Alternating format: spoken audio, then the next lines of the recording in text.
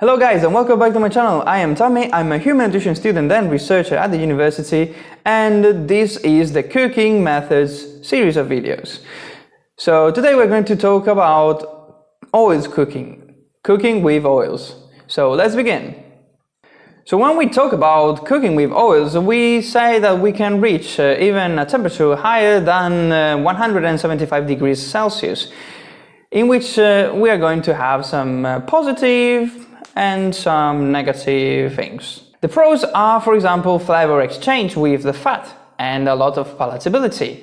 And the downside is the Maillard reaction. So let's view what the smoke point is. We already discussed this a little bit in the first video, but the smoke point is the highest oil temperature. It's the temperature in which the oil can still be considered as oil, because over this temperature we have two things happening. The glycerol will start to converting to acrolein, which is a toxic component. And then we also have the ignition, which is the burning of the food. So we are going to burn the food and also create toxic components, which is something we do not want. So be careful with the smoke point. Normally, the smoke point of most of the oils we're going to use is about 180 degrees Celsius.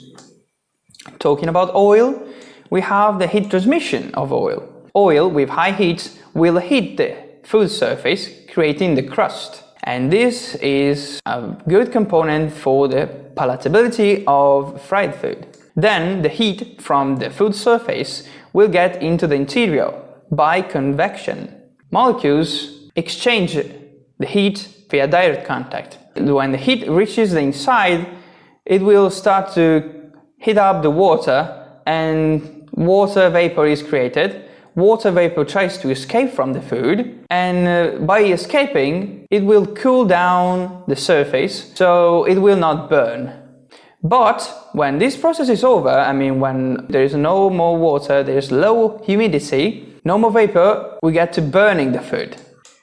Talking about absorption, when we are cooking, the water vapor escapes, as we said, and the oil enters through the pores that are created from the water vapor, and there is an absorption of more or less 20%. After cooking, when we let fried food cool down, the water vapor condenses, and this leads to a lot of oil entrance, and the internal pressure also decreases. Therefore, the absorption is 64%, much higher, because we have all the circumstances for the oil to enter. And of course, this absorption is influenced by the time, the temperature, the food type, and also the wetting agents.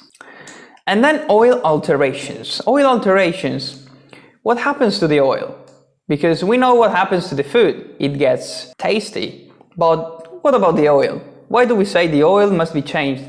Well, this is because the oil suffers hydrolysis. Well, the triglycerides will release the fatty acids, and this will make the oil more unstable.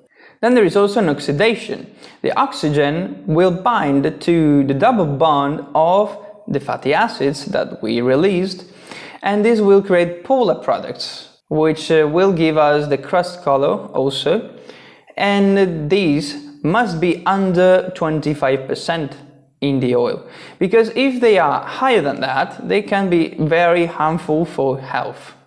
Then we start viewing what are the types of oil cooking. We have the sauteing, which is made with a low oil quantity, high heat, low time, and constant movement. Then we have the frying, which is the most known. This is the total cooking in oil to get a crispy golden crust. We have different types of frying. By the oil quantity, we have shallow frying, which is, for example, a fried egg, or deep frying, for example, chips. By the oil nature, we have the international, which mixes the animal fat and the vegetable fat, or the Spanish one, which is mainly from olive oil and, unfortunately, seed oils.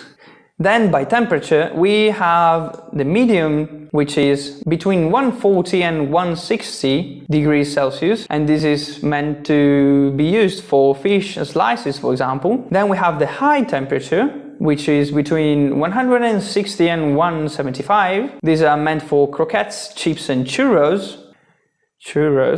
And then the very high temperature, which is 100 degrees Celsius, and it is done for the fritto misto or the potato straws. And then by cover, with what we cover the food with. I mean, the direct one is without anything, just the food. But then we have also the butter. Butter can be buttered, which is with flour and egg, and harinated, which is only flour, and then the breading, which is flour, egg, and breadcrumbs. Okay, fine, this is it for the oils cooking, the cooking methods with oil, and I hope you understood everything I said. Remember to like, subscribe, and share this video to your friends and family. You can find this diagram in the description down below. Clicking on the first link, you will see it will bring you to my website in which you can download this and have it. It's yours. Thank you so much for watching, and see you in the next one, in which we're going to talk about air cooking with air. Bye!